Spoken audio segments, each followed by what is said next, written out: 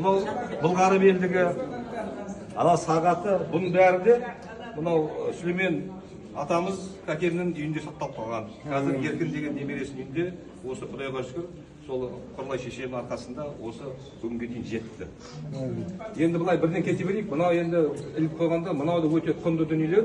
Мына жерде Маралайшанның Қалқайшан 8 жыл болған, осы үлкен Қалқайдың бұл кісі мынау сырдың бойында бүкіл торғайды пір болған.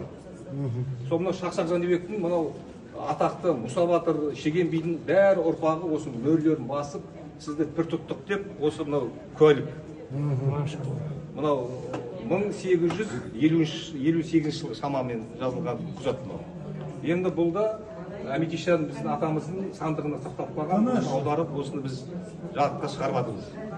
Мынау енді екінші, ол осы Қалқайшанның сол дәптері бар, бір сол ішінде кіші жүзінің мынау Торғайдың, Қостанай жақтың көп жамағатының аты бар осы жерде.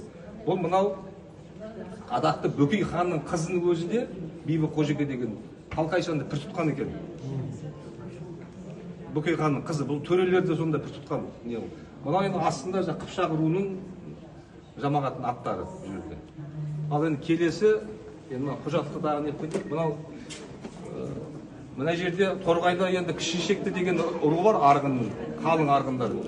Сонда мынау құжат, мына құжат, сол бірыңғай Өтей, Шымболат, Мадияр, Тазы рулары бәрі толымен Кішішекті руы, қалың арғын, бәріміз пір тұттық деп, осы мына аудармасы, мөрін басып, бұлар да сол құжат қалған, сол заманнан.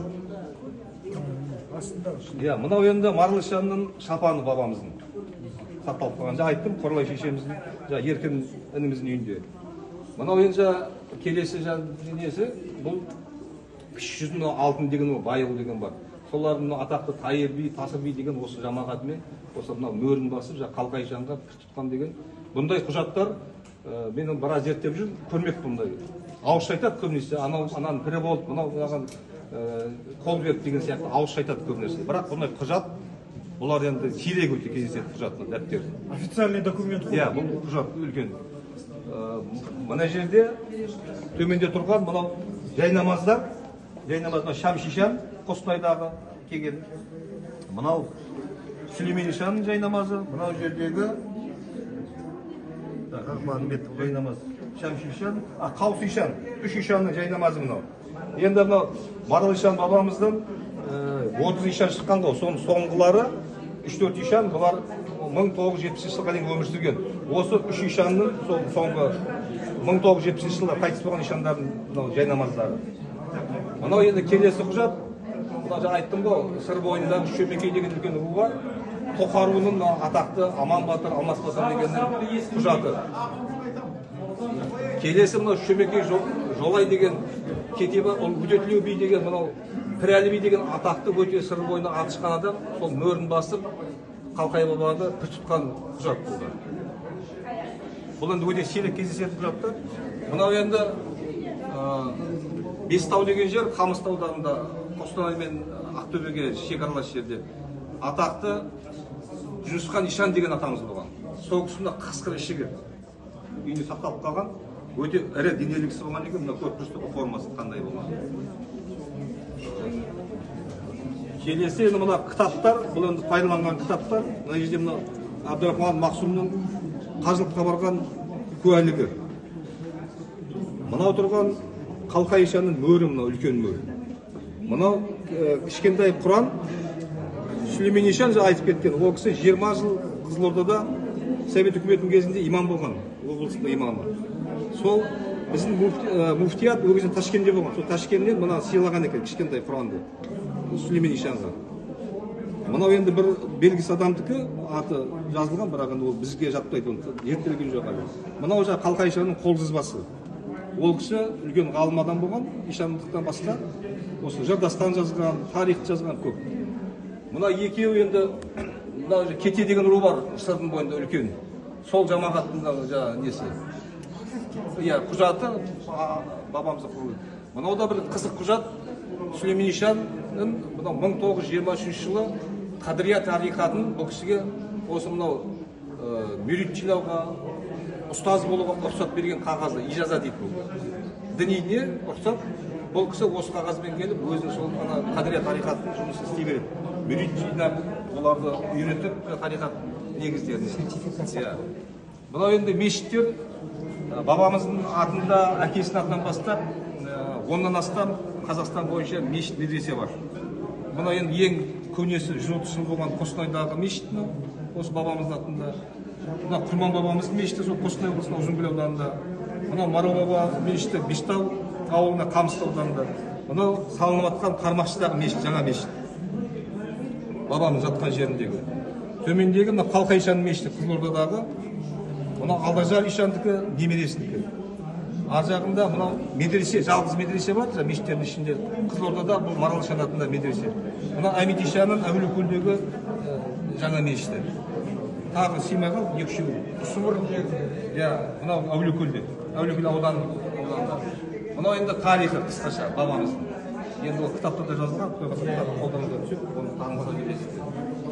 Мынау бабамыз енді Ғазауат соғысын жариялаған ғой, Тосын, Торғайда. Мынау орыстың саясатына қарсы. Сол мынау генералға жазған хаты, аудармасы. Мынау несі, орысша аударғаны. Мынау орысша несі. Осы өстіп хат жазып, патшамен келесем деген ғой. Мынау шежіресі. Шежіресін аспай көре бересіңдер. Қалыбай, Елібай, бәйбішесінің туған 3 бала, негізі ұрпақ осыларда көп, қалғандарын сен аздау. Мына жерде тұрған мына кесенесі Қармақшыдағы. 19 ғасырда баласы Қалқай салдырған Қармақшы Қызылорда облысында. Мына жерде тұрған Әмит Ишан, айтты ғой, 4 Ишан, соңғы Ишан, соның заттары. Мынау Құран кітапты Абдырахман Маралдың немересі Меккеге баратқанда Стамбулдағы Абдулхамид патшамен кездеседі. Сол сыйлаған Абдырахманға немересі. Мынау кітап, сирек кітап болды. Мынау енді бөлігі, қол кітапшасы, блокноты, Әмит Ишанның қанжары нелері. Мынау мешіт, Қостанайдағы 130 жыл тарихы бар мешіт, көне мешіт. Қазақстандағы ең көне мешіт біреу, Марал Ишан атында. Мынау енді кітаптар Есей Ишаннан пайдаланған кітаптар. Есей Ишанның жатқан жері Торғай, Тосын деген құмда жатыр ол кісіде. Мынау енді осыдан 3 жыл бұрын Қасым-Жомарт Тоқаев Құрылтайда Түркістанда жариялады ғой бәрімізге де. Құран табылған Кенесары ханның, Марал Ишан Кенесары ханға сыйлаған Құран. Осы мына ортаңғы бетінде мұнда жазу бар. Алла тағала Құрманұлы Маралдың дұғасымен қазақтың ханы Кенесарыны қорғап жүр деп екеуі мөрін қойған. Бұл енді тарихи өте құнды дүние. Қазір Қожа Ахмет Яссауидің мавзолейінде тұр. Мынау айтқан медресені салдырған. Бұны салдырған Қажы Мұрат деген бауырымыз келер. Бүгін келді ма? Осы оны танысамыз қазір. Мынау енді ең көп сақталған Сүлеймен Ишан атамыздың, әкеміздің заттары мынау. Мынау куәлігі, мынау қол кітапшасы, қамшысы, мынау сүндетке отырғызған құралдары ағаштан жасаған. Қанжары, сағаты. Бұл енді сол Еркін інінің үйінде қазір бәрі сақталып қалған.